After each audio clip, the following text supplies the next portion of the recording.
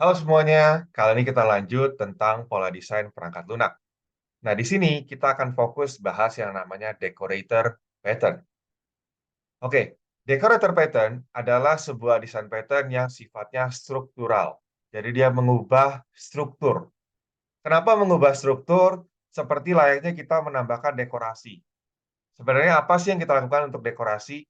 Ya memang umumnya adalah membuat lebih indah. Tapi sebenarnya yang terjadi adalah kita menambahkan sebuah fitur baru ketika kita mendekorasi. Nah, jadi ini adalah mekanisme yang memungkinkan kita untuk menambahkan tingkah laku baru ke objek dengan cara kita membungkus objek tersebut.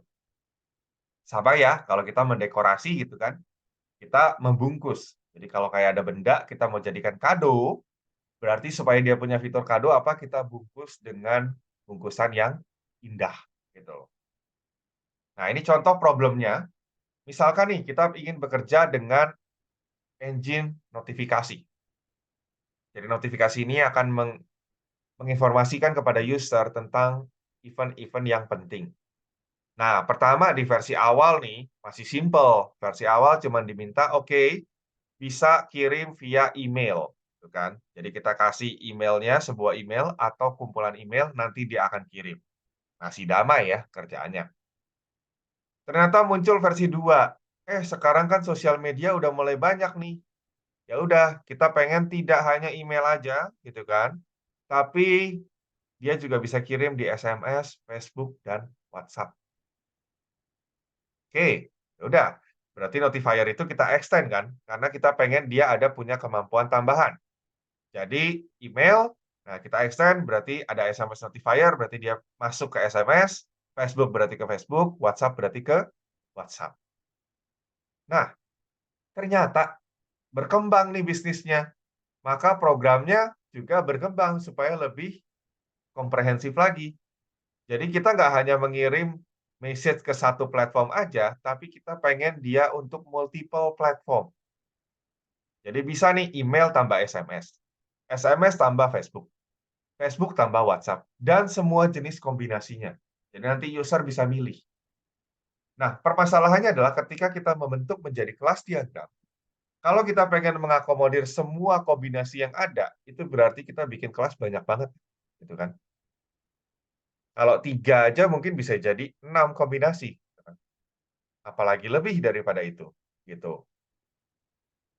Nah, gimana solusinya? Nah, solusinya ketimbang kita mengextend, kita menggunakan yang namanya komposisi. Dan ini yang akan diterapkan di dekorator. Kenapa kita nggak pakai extending? Kenapa nggak pakai inheritance? Karena inheritance itu punya batasan. Biasanya di sebagian besar bahasa pemrograman, itu dia membatasi inheritance hanya dari satu kelas. Orang tuanya cuma bisa satu, gitu kan. Nah, karena cuma bisa satu, berarti kan terbatas. Kalau komposisi kan nggak ada batasnya, gitu. Nah, caranya gimana? Nah, caranya ini adalah kita menambahkan decorator class. Jadi pertama, tadi kan ada notifier class ya. Notifier class. Nah, ketika dia di-extend, tidak langsung di-extend ke SMS, Facebook, dan WhatsApp. Tapi dia akan di-extend ke decorator. Decorator ini adalah kelas pembungkus. Nah, kelas pembungkus ini, perhatikan, dia punya atribut yang tipenya notifier. Jadi dia punya benda yang dibungkus. Oke? Jadi ada decorator, itu adalah bungkusannya. Dan dia punya benda yang dibungkus sebagai atributnya. Nah, nanti benda yang dibungkus ini bisa diset dengan metode pref decorator. Nah, decorator ini karena dia turunan dari notifier, maka dia mewarisi juga metode send message. Send message ini mungkin di decorator mekanismenya simple, yaitu send message-nya dia sendiri, lalu setelah itu dia akan menjalankan send message yang ada di atributnya. Jadi yang ada di notifier-nya. Setelah itu, decorator ini baru diturunkan menjadi kelas-kelas notifier yang lebih spesifik.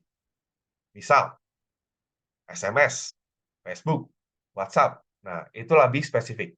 Tapi kita tidak perlu membuat kombinasinya. Jadi nggak perlu tuh buat SMS plus Facebook, SMS plus WhatsApp. Karena nanti otomatis itu akan dihandle oleh decorator. Cara handle-nya gimana nanti kita akan lihat contohnya, gitu ya. Konsepnya adalah kita punya decorator di tengah-tengah, dan decorator itu punya atribut sebuah objek notifier. Jadi nanti notifier itu akan dibungkus terus, dibungkus terus. Lihat contohnya di sini. Jadi misalkan, oh kita ingin punya notifier untuk SMS. Ya udah, kita bikin objek SMS-nya. SMS sama dengan new SMS. Ternyata di berikutnya, oh, gue pengen ini ada punya kemampuan Facebook juga. Ya udah, berarti bikin objek Facebook-nya. Lalu SMS itu ya di-set Facebook sebagai previous decorator-nya. Terus berikutnya, oh, sekarang ini Facebook-nya ya, tidak hanya SMS dan Facebook, tapi juga pengen ditambahin WhatsApp. Ya udah, berarti sekarang kan tadi kan SMS sudah dikonekkan dengan Facebook ya. Nah, sekarang kita tinggal mengkonekkan Facebook ini dengan WhatsApp. Jadi fb.prev decorator-nya adalah WhatsApp. Gitu. Bungkusannya adalah WhatsApp. Nah, nanti kalau dia ingin melakukan sesuatu, dia tinggal sms.send. Nah, ketika sms.send, maka dia akan melakukan send message sesuai dengan SMS-nya. Lalu setelah itu, dia akan mencoba memanggil send message milik notifier yang dibungkus sama dia, yang dipegang sama dia.